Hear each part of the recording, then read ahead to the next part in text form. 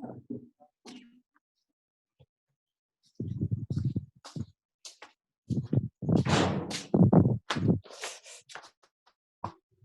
जो आज का टॉपिक है ना, conversion of muscle to meat. आप लोग अपना बंद कर दीजिए, म्यूट कर दीजिए ना सब लोग। तो मसल टू मीट में अगर हम देखें तो पहले जाने कि मीट क्या है। Meat is the post rigor aspect of muscle, मतलब कि जब एनिमल को हम स्लॉटर करते हैं, तो उसका पीएच अराउंड 7 से ऊपर रहता है। लेकिन जब वो मीट में कन्वर्ट होता है उसका पीएच 5.5 के अराउंड होता है। तो ये जो प्रोसेस है conversion of muscle, that is after slaughter. फिर उसके बाद सर्टेन उसमें फिजियोलॉजिकल चेंजेज आएंगे, बायोकेमिकल चेंजेज आएंगे, वो मीट में कन्वर्ट हो जाएगा। तो इन सब चीजों को हम देखेंगे। तो conversion of muscle to meat के लिए 3 मेजर कंडीशन रिस्पॉन्सिबल हैं। पहला कि जो भी मसल में ग्लाइकोजन है या ग्लूकोज है वो लैक्टिक एसिड में कन्वर्ट हो, ताकि जो मसल का पीएच को डिक्लाइन हो, उसकी वजह से सारे बायोकेमिकल चेंजेज हों। पहला ये हो गया। दूसरा, राइगर मॉर्टिस, मतलब जो भी कैल्शियम अवेलेबल है मसल में उसके एक्शन से परमानेंट एक्टिन मायोसिन बॉन्ड का फॉर्मेशन हो, तो उससे कंप्लीट राइगर मॉर्टिस हो जाए। उसके बाद जो राइगर मॉर्टिस डेवलप हुआ है उसका रिजोल्यूशन होगा, मतलब कि जो भी टफनेस आया है मीट में, उसमें मीट के इंडोजिनस इंजाइम्स ऐड करेंगे, ताकि जो टफ मसल हो गया राइगर मॉर्टिस की वजह से, वो एक बार फिर से थोड़ा टेंडर हो जाए, खाने योग्य हो जाए, हमें खाते वक्त टफ ना लगे।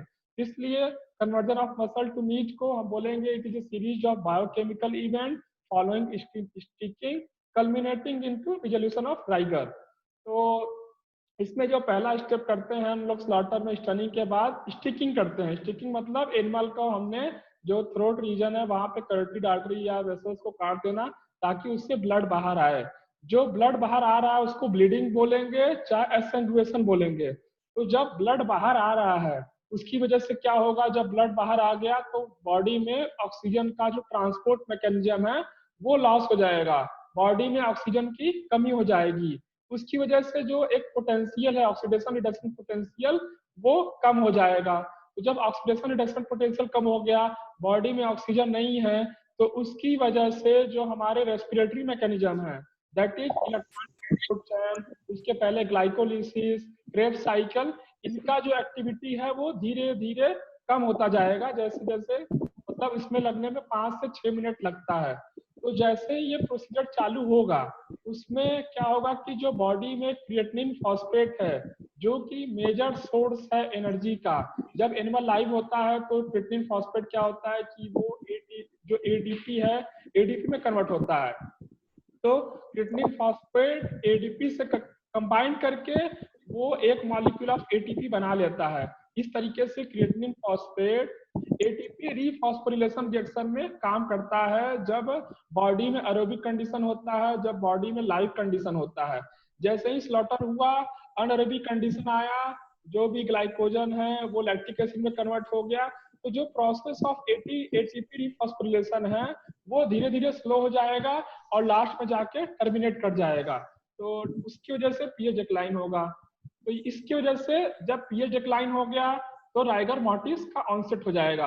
ये एक तरीके से इंट्रोडक्शन टाइप में था। हम लोग देखेंगे डिटेल में कि कैसे conversion of muscle to meat हो रहा है, क्या क्या स्टेप है इसमें। तो हम लोग स्टेप की बात करें तो इसमें पहला होगा loss of homeostasis, first step है। दूसरा, postmortem glycolysis and pH decline. Third step है rigor mortis. Fourth, loss of protection from invading microbes. Fourth one is degradation due to proteolytic enzymes. Fifth one is loss of structural integrity. तो ये सारे biochemical event हैं, ये सारे step हैं जिनकी वजह से जो हमारा मसल है स्लॉटर के बाद वो कुछ समय के बाद मीट में कन्वर्ट हो जाएगा। तो इसको हम लोग बारी बारी से देखेंगे कि पहला पहला लॉस ऑफ होमियोस्टेसिस में क्या होगा, ये सब चीजें एक स्टेप देखते हैं अभी हम लोग। तो first one is loss of homeostasis. Homeostasis क्या है? होमियोस्टेसिस मतलब जो हमारे, आप लोग प्लीज अपना माइक को म्यूट करें। पंकज कुमार, अपना माइक म्यूट करिए आप।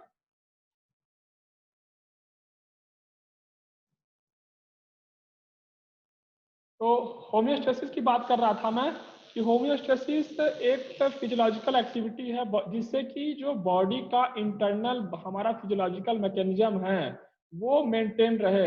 आपने देखा होगा कि जब आप हायर एल्टीट्यूड पे जाते हैं आपका क्या होगा कि ब्रीदिंग रेट बढ़ जाएगा। तो ब्रीदिंग रेट वहाँ पे क्यों बढ़ रहा है? क्योंकि वहाँ पे ऑक्सीजन टेंशन कम है, तो आपके बॉडी को ऑक्सीजन की रिक्वायरमेंट वहाँ ज्यादा होगी। तो उस ऑक्सीजन रिक्वायरमेंट को पूरा करने के लिए क्या होता है, हमारी बॉडी हम लोग को एक्लिमेटाइज करती है, हम लोग तेजी से सांस लेते हैं। ऑक्सीजन हमें उतना ही चाहिए लेकिन हमारा फ्रीक्वेंसी सांस लेने का बढ़ जाएगा। एक ये होमियोस्टेसिस हो गया। दूसरे तरीके से आपने देखा होगा जब आपको फीवर हो जाता है, गर्मी लगने लगती है, तो उसके बाद आपको पसीना भी होता है। तो ये सब चीजें हैं होमियोस्टेसिस। तो होमियोस्टेसिस मतलब इंटरनल जो इन्वायरमेंट है बॉडी का उसको मेंटेन करना ताकि हम इन्वायरमेंट को सस्टेन कर सकें। तो इस देखेंगे जब एनिमल का स्लॉटर हुआ, जब एनिमल का स्लॉटर हुआ तो क्या होगा कि ब्लड लॉस हो जाएगा, तो उसके वजह से एक स्ट्रेस आएगा। ब्लड लॉस हो गया तो उसकी वजह से ऑक्सीजन की डिफिशियंसी आएगी। एनिमल जो स्लॉटर हो रखा है उसका रेस्पिरेशन रेट बढ़ेगा, लेकिन वहां पे होमियोस्टेसिस मैकेनिज्म काम नहीं करेगा क्योंकि वो सिर्फ 4 से 6 मिनट तक ही एक्टिव रहेगा। क्योंकि जैसे ही हम एनिमल को स्लॉटर करेंगे उसके बाद जो नर्वस सिस्टम है, नर्वस सिस्टम लगभग 5 से 6 मिनट में काम करना बंद कर देगा। उसकी वजह से होमियोस्टेसिस बंद हो जाएगा। जब होमियोस्टेसिस बंद हो जाएगा तो जो रेस्पिरेशन रेट तेज हो रहा था स्लॉटर के बाद वो धीरे धीरे बंद हो जाएगा। तो ये सब के कारण यहाँ पे loss of body heat, temperature घट जाएगा बॉडी का। तो यहाँ पे होमियोस्टेसिस मेंटेन नहीं रह पाएगा, एक तरीके से नर्वस सिस्टम भी काम करना बंद कर देगा। दूसरा है डिक्लाइन इन पीएच। तो जब एनिमल का स्लॉटर हुआ उसकी वजह से ब्लड लॉस हुआ। ब्लड लॉस की वजह से क्या हुआ, जो बॉडी में एरोबिक कंडीशन था उससे अनएरोबिक कंडीशन डेवलप हो गया ऑक्सीजन डेफिसिट की वजह से। उस दौरान जो भी बॉडी में ग्लाइकोजन है, ग्लूकोज रिजर्व है, वो लैक्टिक एसिड में कन्वर्ट हो जाएगा। लैक्टिक एसिड में कन्वर्ट हो जाएगा उसके कारण तो जो मीट का पीएच है या मसल का पीएच, जो मसल अभी मीट में कन्वर्ट होने वाला है उसका पीएच डिक्लाइन चालू हो जाएगा। तो ये जो पीएच डिक्लाइन की प्रतिक्रिया है ये कई सारे फैक्टर्स पे निर्भर करेगी। अगर हम स्पीसीज की बात करें, स्पीसीज की बात करें तो कैटल बफेलो में ये पीएच डिक्लाइन का रेट काफी स्लो होगा, पिग में थोड़ा सा मीडियम होगा, पोल्ट्री में बहुत फास्ट होगा। और भी कई सारे प्री स्लॉटर फैक्टर हैं, जैसे कि हमने एनिमल को स्लॉटर करने से पहले अगर हमने स्ट्रेस दे दिया या हमने एनिमल को बहुत ज्यादा ट्रांसपोर्ट के समय सही से कंफर्ट एनवायरनमेंट में नहीं रखा, तो जो बॉडी का पीएच डिक्लाइन है आफ्टर स्लॉटर वो काफी फास्ट होगा। अगर एनिमल को कोई क्रॉनिक कंडीशन में है, डिजीज कंडीशन में है, वहां पे ग्लूकोज रिजर्व खत्म हो गया है, तो वहां पे जो पीएच डिक्लाइन की प्रक्रिया होगी वो बहुत स्लो होगी। और टेम्परेचर का भी इफेक्ट है पीएच डिक्लाइन पे। अगर गर्मी है, मान लीजिए मौसम का जैसे कि इन्वायरमेंट का, तो मान लीजिए टेम्परेचर हाई है तो वहां पे जो पीएच डिक्लाइन का रेट होगा वो ज्यादा होगा। क्यों? क्योंकि जो ग्लाइकोलिटिक एक्टिविटी है वो सारी इंजाइम बेस्ड एक्टिविटी है। तो टेम्परेचर हाई, इंजाइम का एक्टिविटी हाई, तो conversion of glucose to lactic acid rate is high. अगर ठंडी का मौसम है, टेम्परेचर 10 डिग्री सेल्सियस के करीब है, तो वहाँ इंजाइमेटिक एक्टिविटी थोड़ी स्लो हो जाती है, इसलिए पीएच डिक्लाइन की एक्टिविटी स्लो हो जाएगी। तो अगर हम बात करें पीएच डिक्लाइन के ट्रेंड के बारे में, तो शुरू में जब जैसे ही एनिमल को स्लॉटर करते हैं तो 5 से 7 घंटे में मैक्सिमम पीएच डिक्लाइन का रेट होता है। उसके बाद पीएच डिक्लाइन का रेट घट जाता है जब मीट अल्टीमेट पीएच के पास पहुंचने वाला होता है। तो जब एनिमल को हम स्लॉटर करते हैं उस समय पीएच का रेंज अराउंड 6.8 टू 7.2 होता है, और जब पीएच डिक्लाइन होकर एक अल्टीमेट पीएच पे पहुंच जाता है, मतलब उसके बाद कोई पीएच डिक्रीज नहीं होगा, वो पीएच 5.5 से 5.7 तक वेरी करता है। मैंने आपको बताया कि rate of pH decline inverted temperature पे वेरी कर रहा है। तो अगर टेम्परेचर ज्यादा होगा तो वहाँ पे ये भी पॉसिबल है कि वहाँ पे जो माइक्रोब्स हैं वो एक्ट करें और मीट के क्वालिटी को घटाएं। तो इसलिए भी जरूरी है कि पीएच घटे मीट का। और अगर पीएच सही से, अगर पीएच डिक्लाइन का रेट सही नहीं रहा तो मीट में कई सारे डिफेक्ट देखने को मिलते हैं। इसमें 2 डिफेक्ट कॉमन है, PSC that is fails of exudative and दूसरा है DFD, that is dark, firm और ड्राई। हम पीएससी की बात करें तो पीएससी जो कंडीशन है वो कॉमन है पॉर्क में। इसमें क्या होता है कि जैसे कि पिग को अगर हम स्लॉटर के पहले स्ट्रेस दे दिए या हमने उसको सही से ट्रांसपोर्ट में कंफर्ट एनवायरनमेंट प्रोवाइड नहीं किया, तो जब हम एनिमल को स्लॉटर करते हैं तो जब एनिमल का बॉडी टेम्परेचर हाई रहता है उसी समय पीएच का डिक्लाइन काफी तेजी से हो जाता है अल्टीमेट पीएच तक, या उससे कभी उससे कम भी कभी कभी। तो उसकी वजह से क्या होता है कि जब पीएच डिक्लाइन फास्ट हो गया तो जो मसल प्रोटीन है, मीट प्रोटीन है, उनका डीनेचुरेशन हो जाता है। अगर डीनेचुरेशन हो गया मीट प्रोटीन का, वाटर होल्डिंग कैपेसिटी घट गई, वाटर होल्डिंग कैपेसिटी घट गई, तो ये हो गया, इससे कंडीशन आ गया पीएससी। पीएससी जो होता है पिग में अक्यूट स्ट्रेस की वजह से होता है। दूसरी बात करें हम लोग DFD, that is dark, firm और ड्राई। ये क्रॉनिक कंडीशन में होता है, जैसे कि कोई और खास करके कैटल बफेलो में कॉमन है। तो जैसे कि कैटल बफेलो कोई डिजीज कंडीशन से सफर कर रहा है, मान लीजिए कोई क्रॉनिक डिजीज है, इमेसिएशन है, ट्यूबरकुलोसिस है, ये सब चीजें हैं, तो उसकी वजह से बॉडी में जो ग्लाइकोजन रिजर्व है वो घट जाता है।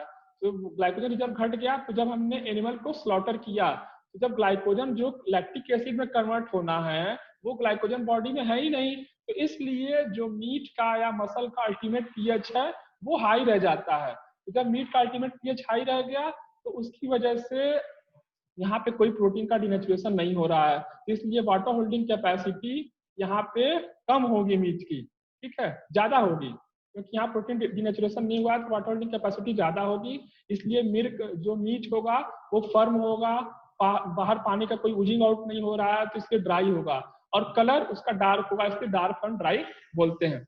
ये हो गया। दूसरा राइगर मॉर्टिस।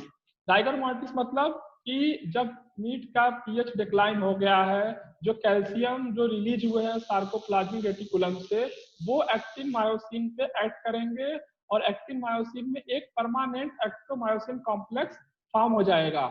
और जब एक्टिन मायोसिन कॉम्प्लेक्स फॉर्मेशन हो गया, लेकिन जब एनिमल लाइव रहता है तो जब एक्टिन मायोसिन फॉर्म होता है तो उसके बाद वो बॉन्ड टूटता भी है जब मसल रिलैक्स होता है मैग्नीशियम की हेल्प की वजह से। लेकिन डेड एनिमल में, स्लॉटर एनिमल में ये जो प्रोसेस है ये धीरे धीरे खत्म हो जाता है, क्योंकि जो मैग्नीशियम रिक्वायर्ड है एक्टोमायोसिन बॉन्ड फॉर्मेशन के लिए वो अब अवेलेबल नहीं है। उसकी वजह से क्या होता है कि एक तरफ एटीपी डिक्रीज हो रहा है, एक तरफ मैग्नीशियम अवेलेबल नहीं है, दूसरी तरफ परमानेंट एक्टोमायोसिन बॉन्ड का फॉर्मेशन हो गया है। तो इसकी वजह से मसल जो है वो पूरी तरीके से टफ हो गया है। तो हम राइगर मॉर्टिस की बात करें, इस दो फेज आता है। पहला होता है delayed phase of rigor mortis, दूसरा होता है fast phase of rigor mortis. तो शुरू में जो टफनिंग की प्रोसीजर है या स्टेफनिंग ऑफ मसल की प्रोसीजर है वो बहुत स्लो होती है, और इसलिए हम उसको यहाँ delayed phase of rigor mortis बोलते हैं। वहाँ जो मसल का टफनेस का जो रेट है वो काफी स्लो होता है और एक्टोमायोसिन बॉन्ड फॉर्मेशन पूरा नहीं हुआ रहता है, इसलिए ये delayed phase of rigor mortis है। उसके बाद जब कुछ समय बाद एक्टोमायोसिन बॉन्ड पूरी तरीके से फॉर्म हो गया, मसल का टफनेस 100% लगभग आ गया है, तो उसको बोलेंगे फास्ट और onset phase of rigor mortis. और एक चीज मैं बता रहा था पहले भी कि जो क्रिएटिनिन फॉस्फेट है वो मेजर सोर्स ऑफ एनर्जी है एटीपी टू, मतलब जो एडीपी है उसको एटीपी में बनाने के लिए। आप लोग एक रिएक्शन पढ़े होंगे कि जो क्रिएटिनिन फॉस्फेट है अगर उसका रिएक्शन एडीपी से हो तो उसके बदले में एटीपी बनेगा क्रिएटिन काइनेज एंजाइम के प्रेजेंस में। तो जब क्रिएटिनिन फॉस्फेट पूरा डिप्लीट हो गया, एडीपी अब अवेलेबल जो एडीपी है वो एटीपी में कन्वर्ट नहीं होगा, जिसकी वजह से मसल टफ हो गया। और ये जो एडीपी है, जो एटीपी से एडीपी बन रहा है, एडीपी से आईएमपी बनेगा, आइनोसिन मोनोफॉस्फेट। जो ये आईएमपी है ये मीट को फ्लेवर भी प्रोवाइड करता है। ये सारे जो बायोकेमिकल एस्पेक्ट हैं ये एक दूसरे से जुड़े हुए हैं। पहले पीएच डिक्लाइन हो रहा है, उसके बाद राइगर मॉर्टिस हो रहा है, उसके बाद एटीपी का डिप्लीशन हो रहा है, एटीपी से एडीपी आईएमपी बन रहा है जिससे कि फ्लेवर हो रहा है, ताकि जब हमें लास्ट में मीट मिले उसमें सारे गुण हो। ठीक है, ये हो गया राइगर मॉर्टिस। अब उसके बाद loss of protection against invading microbes. तो जब एनिमल को हमने स्लॉटर किया तो पहले होमियोस्टेसिस खत्म हो गया, उसके बाद जब conversion of muscle to meat हो रहा है तो जो मसल है उसके अराउंड जो मेम्ब्रेन्स हैं उसका धीरे धीरे ये डिफेंस मैकेनिज्म या बैरियर प्रॉपर्टी लॉस हो गया। उस बैरियर प्रॉपर्टी की लॉस की वजह से क्या होगा, जो भी बाहर के माइक्रोब्स हैं उसमें इन्वेट कर सकते हैं। जब उसमें इन्वेट करेंगे तो जो भी मीट के क्वालिटी को वो लोग स्पॉइल करेंगे या डिटेरियोरेट करेंगे। तो इसलिए जब एनिमल को स्लॉटर करने के बाद, मैंने आपको बताया होगा चिलिंग रूम का कंसेप्ट की, जैसे ही एनिमल स्लॉटर होता है हम कारकास को 10 से 12 डिग्री सेल्सियस के चिलिंग रूम में रखते हैं, ताकि बाहर से कोई माइक्रोब्स उनमें इन्वेट ना कर सके, ताकि जो भी माइक्रोबियल एक्टिविटी मान लो कहीं से आ भी गई है, कंटामिनेशन हो गया, उसकी एक्टिविटी स्लो हो जाए। तो इसलिए टेम्परेचर कम कर रखते हैं चिलिंग रूम में। दूसरा, पीएच लो होना भी डिजायरेबल प्रॉपर्टी है। अगर पीएच लो हो गया, मतलब जो पीएच 6.8 7.2 था उससे 5.5 आ गया, तो जो माइक्रोबियल एक्टिविटी है वो पूरे तरीके से रिड्यूस हो जाएगी और वहां पे माइक्रोब्स ग्रो नहीं कर पाएंगे। इसलिए लो पीएच का भी इंपॉर्टेंस है। उसके बाद हैंडलिंग प्रिकॉशन, जो मैं बता रहा हूँ कि एनिमल को स्लॉटर करने के बाद जो कॉर्कास है उसे हमें 10 से 12 डिग्री सेल्सियस में रखते हैं। तो एक तरीके से हम हाइजीनिक हैंडलिंग के और सेफ और क्वालिटी मीट प्रोडक्शन के लिए बढ़ावा देते हैं। दूसरा, degradation due to proteolytic enzyme. तो जब एनिमल स्लॉटर हो गया, पीएच रिड्यूस हो गया, राइगर मॉर्टिस हो गया, उसके बाद मैंने एक फेज बताया कि resolution of rigor. Resolution of rigor क्या है कि मीट में कई सारे इंडोजिनस एंजाइम्स हैं, इंडोजिनस प्रोटीन है, वो जो मीट में टफनेस आया है राइगर मॉर्टिस की वजह से उसको खत्म करेंगे। तो इसमें दो कैटेगरी ऑफ एंजाइम है। पहला सार्कोप्लाज्मिक एंजाइम, जिसमें कि दो नाम आता है, काल्पेन और काल्पास्टेटिन। दूसरा नाम आता है दैट इज लाइसोसोमल एंजाइम, जो कि लाइसोसोम से रिलीज होते हैं, वो है कैथेप्सिन। तो जैसे ही अल्टीमेट पीएच मीट का मतलब जैसे ही पीएच डिक्लाइन हुआ तो उस दौरान कैथेप्सिन एंजाइम एक्टिवेट हो जाएगा। अगर ये पीएच हाई रहेगा तो ये एंजाइम इनएक्टिवेट रहता है, ऐसा कोई असर नहीं होता। तो कैथेप्सिन जैसे ही एक्टिवेट होगा, ये मसल के कई सारे जो भी साइटोस्केलेटल प्रोटीन है जो कि मसल को टफ कर दिया है, मायोसिन बॉन्ड को फॉर्म कर दिया है, तो उसको ये लोग धीरे धीरे उस पर एक्ट करेंगे और मसल को लूज करेंगे। और जो कैथेप्सिन एंजाइम की बात कर रहा हूँ, कैथेप्सिन एंजाइम कॉमन है फिशेस में, फिश के खासकर पोस्टमार्टम में। और ये cathepsin enzyme collagen connective tissue को ब्रेक करने में हेल्प कारगर साबित होता है और ये मीट को लूज बनाता है। जो मीट को लूज बनाने की प्रतिक्रिया है उसको बोलते हैं टेंडराइजेशन। दूसरा, मैं सार्कोप्लाज्मिक एंजाइम की बात कर रहा था, खासकर काल्पेन और काल्पास्टेटिन। तो काल्पेन सिस्टम है, इसको हम सीएसएफ भी बोलते हैं, that is calcium activated sarcoplasmic factor. और जो नॉर्मल मीट है जैसे कि कटल, बफेलो, सीप, गोट, पोल्ट्री, इसमें जो प्रोटीलाइटिक एंजाइम्स हैं ये काल्पेन सबसे ज्यादा कॉमन है। ये दो तरीके का होता है, माइक्रो काल्पेन और मिली काल्पेन। और ये इसकी एक्टिविटी कैल्शियम के कंसंट्रेशन पे डिपेंड करती है। और जो काल्पास्टेटिन का नाम मैं ले रहा था, काल्पास्टेटिन की एक्टिविटी काल्पेन के जस्ट एंटागोनिस्ट है। काल्पेन की एक्टिविटी जैसे जैसे बढ़ेगी, अगर उसको मेंटेन करना है तो काल्पास्टेटिन अपना असर दिखाएगा। तो ये सब चीजें हैं। और जो मीट ज्यादा टफ होता है, जैसे कि अगर बीफ की बात करें खासकर, तो जैसे कि जो इंडियन ओरिजिन कैटल ब्रीड है और फॉरेन ओरिजिन कैटल ब्रीड है, तो इंडियन ओरिजिन कैटल ब्रीड का बीफ का मीट होता है टेंडर, क्योंकि यहाँ काल्पास्टेटिन का कंसंट्रेशन कम है। लेकिन जो एक्जॉटिक ब्रीड है, अगर हम उनसे बीफ का मीट ऑब्टेन करते हैं तो वहाँ पे काल्पास्टेटिन का कंसंट्रेशन ज्यादा है, तो वहाँ पे जो मीट का टफनेस है वो ज्यादा है, मीट वहाँ पे कम टेंडर है। उसके बाद लॉस ऑफ स्ट्रक्चरल इंटीग्रिटी।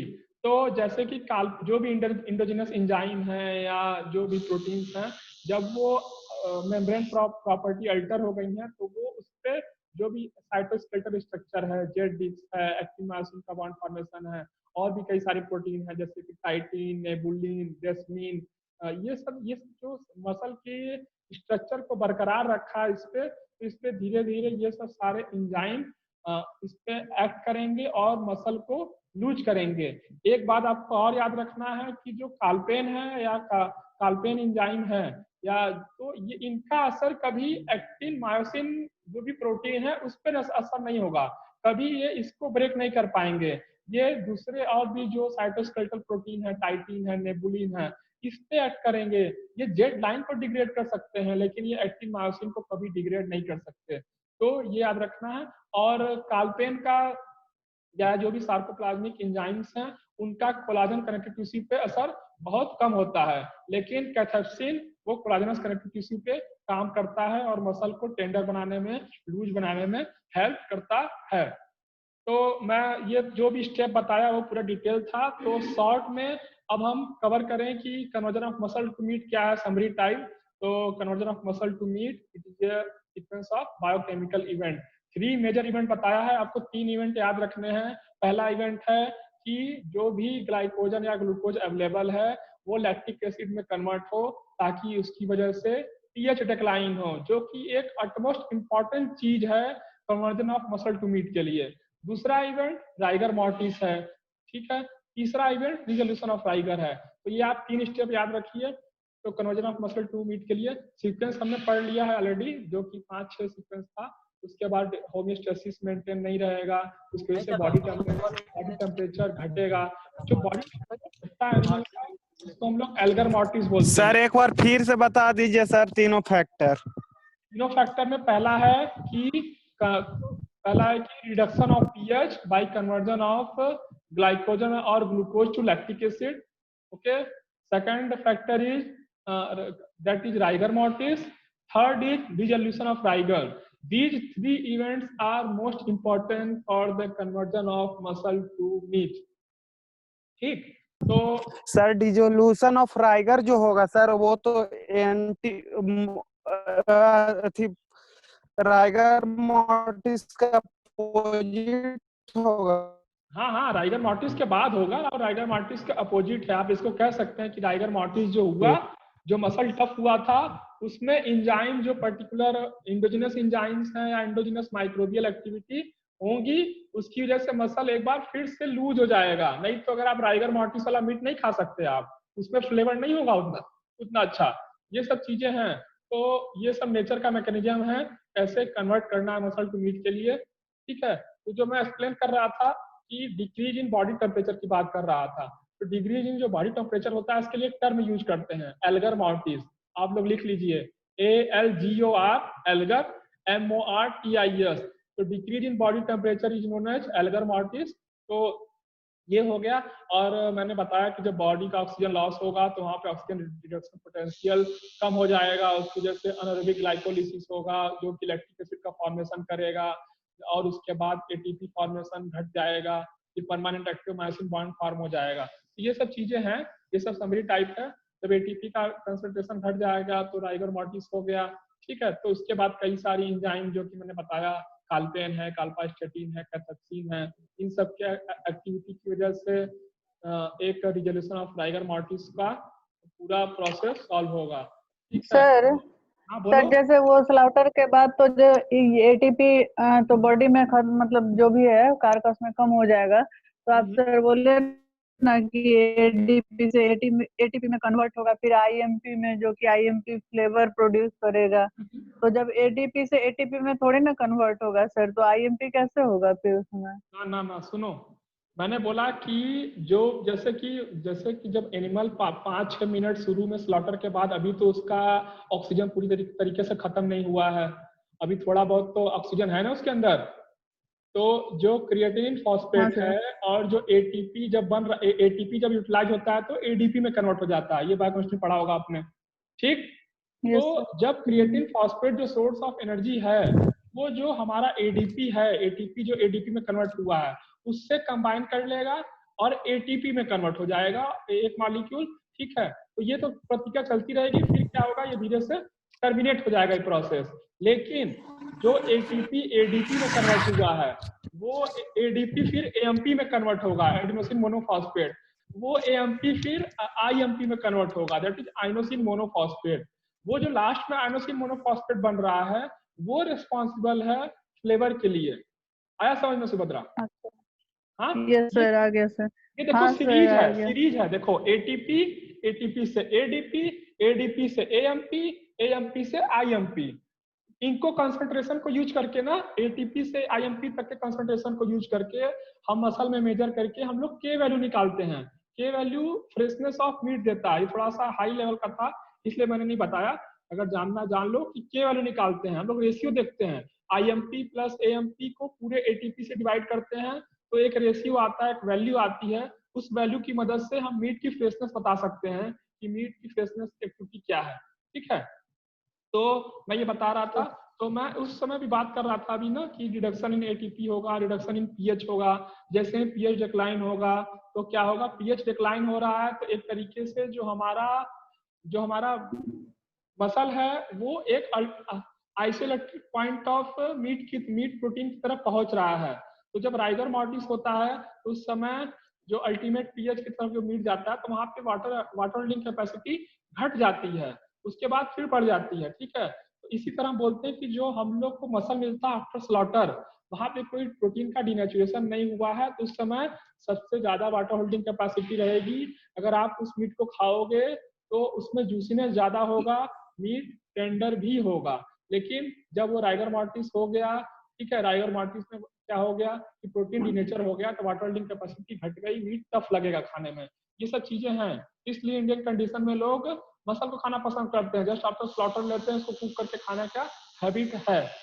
उसके बाद डिजोल्यूशन ऑफ राइगर की बात कर रहा था, उसमें मैं बताया कि एक्टिन मायोसिन पे कोई भी एंजाइम अपना एक्टिविटी नहीं कर सकती, लेकिन हाँ वो जेड को डिग्रेड कर सकते हैं, और जो भी प्रोटीन है जैसे कि टाइटिन, नेबुलिन, प्रोपोनिन, प्रोपोमायोसिन इस पे एक्ट करेंगे, और जो मीट का साइटोस्केलेटल स्ट्रक्चर है उसको लूज करेंगे काफी, ताकि मीट क्या हो जाए, लूज हो जाए, टेंडर हो जाए, खाने योग्य हो जाए। तो मसल जब पूरा राइगर मॉर्टिस प्रोसेस सॉल्व हो गया, डिजोल्यूशन ऑफ राइगर हो गया, हम लोग उसको बोलेंगे मीट। तो और उसके बाद इसी में एक प्रोसेस आता है एजिंग। अगर रिजोल्यूशन ऑफ राइगर अपने से हो रहा है नेचुरली, ठीक है, तो उसको हम लोग बोलते हैं रिजोल्यूशन ऑफ राइगर। अगर हम उसको कराएं, जैसे कि मीट को लिया हमने, राइगर मॉर्टिस हो गया और हमने उसको कुछ दिनों के लिए फ्रीजिंग पॉइंट के ऊपर रख दिया जहां पे कोई माइक्रोबियल स्पॉलेज ना हो, वहां पे सेफ्टी और हाइजीन मेंटेन हो, तो वहां पे क्या होगा कि मीट में एक टेंडरनेस डेवलप होगा एंजाइमेटिक एक्टिविटी की वजह से, फ्लेवर डेवलप होगा आईएमपी फॉर्मेशन की वजह से। ये सब जो प्रक्रिया फॉलो हो रही है हम इसको नेचुरली कराएं तो इसको एजिंग बोलेंगे। एजिंग को हम लोग कंडीशनिंग भी बोलते हैं, राइपेनिंग भी बोलते हैं, अलग अलग कंट्री के हिसाब से इसका टर्म है। एजिंग दो तरीके का होता है, ड्राई एजिंग, वेट एजिंग। आगे मैं जब पढ़ाऊंगा एक चैप्टर है उसमें सब आएगा एजिंग डिटेल में। तो ये एजिंग हो गया, एजिंग की वजह से टेंडरनेस आ गया, फ्लेवर ऑफ मीट डेवलप हो गया। तो जो फ्लेवर डेवलप हो रहा है मैं बताया कि it is due to the formation of inosine monophosphate that is a break down product of ATP.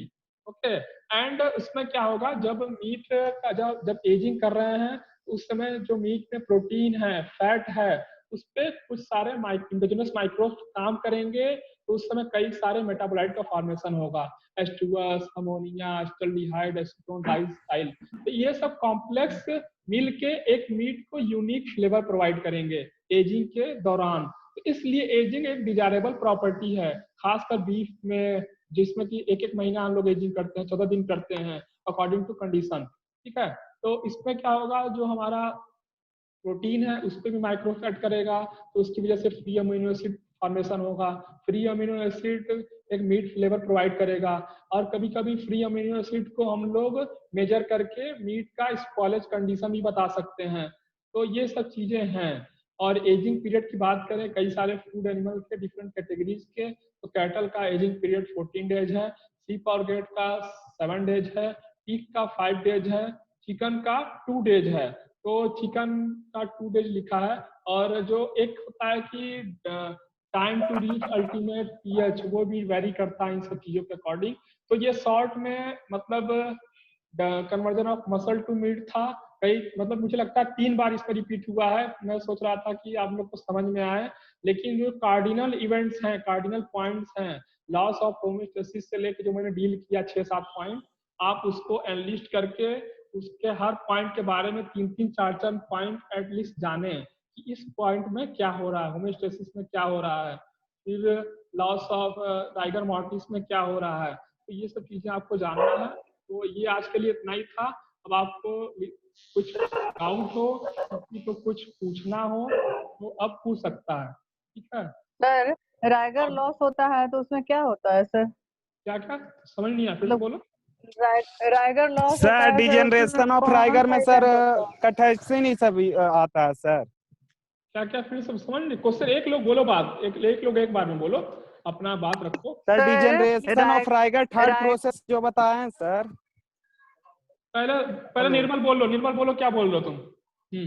Sir third जो बताएं degeneration of rigor, resolution of rigor, resolution RESCOLUTION। हाँ बोलो, रिजोल्यूशन ऑफ राइगर क्या? रिजोल्यूशन ऑफ राइगर में sir cathepsin ही सब आता है enzyme sir. हाँ कैथेप्सिन है, काल्पेन है, काल्पास्टेटिन है, ये 3 मेजर इंजाइम है, जिसमें कि काल्पेन और काल्पास्टेटिन ये सार्कोप्लाज्मिक इंजाइम है, कैथेप्सिन इज लाइसोसोमल इंजाइम, ये चीज है।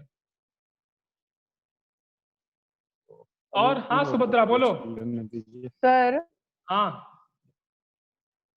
सर, जैसे रैगर के टाइम पे क्या होता है कि जैसे एटीपी उसको नहीं मिल रहा है, फिर से ब्रेक करने के लिए वो मतलब मसल कॉन्ट्रैक्ट जो हुआ, एक्टिन मायोसिन जो कंबाइंड है, तो रैगर रह गया, ठीक है। लेकिन जब इसका रिजोल्यूशन होता है सर, तो उसमें कौन सा इवेंट होता है जिसकी वजह से रैगर का रिजोल्यूशन हो जाता है, ये पूछ रहे थे। राइगर का रिजोल्यूशन क्या हो रहा है, जो भी मीट में इंडोजिनस इंजाइम्स हैं, काल्पेन, काल्पास्टेटिन, कैथेप्सिन, इनकी वजह से जब हम मीट को कुछ देर रख देंगे, ये इन सब सारे स्ट्रक्चर्स पे जो एक्टिन मायोसिन का परमानेंट बॉन्ड फॉर्मेशन हो गया, उसके बगल में जेड डिस्क है, और जेड डिस्क जो बना है वहां पे भी कई सारे ट्रोपोनिन, ट्रोपोमायोसिन, नेबुलिन, डेस्पिन, ये सब सारे प्रोटीन का स्ट्रक्चर साइटोस्केलेटन बना हुआ है। तो जब इस पे प्रोटीन इंजाइम्स ऐड करेंगे तो ये धीरे धीरे लूज हो जाएगा, तो क्या रिजोल्यूशन ऑफ राइगर हो गया।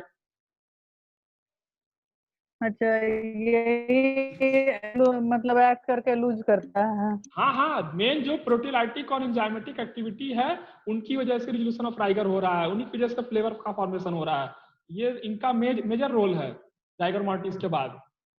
राइगर सर ये मॉर्टिस तो तो एक हाँ निर्मल, ये सर ये सब जो राइगर रिजोल्यूशन ऑफ राइगर होता है सर, ये तो स्लॉटर के 8 to 10 आवर से बाद ही ना होता सर, लेटर ही। हाँ ये देखो सर ये अगर डिपेंड करेगा ना।